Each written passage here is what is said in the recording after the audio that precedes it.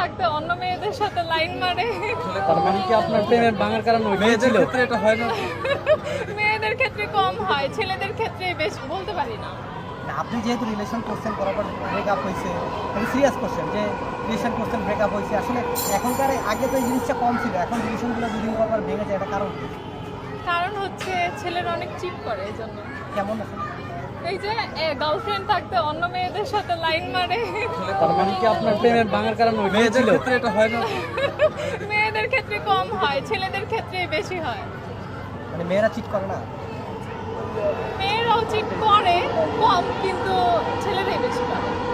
মানে এখন এই যে কি মানে একই পুরুষ একাধিক নারীতে আসক্ত, বা একই নারী একাধিক পুরুষে আসক্ত, বিষয়টা কি এমন আসলে?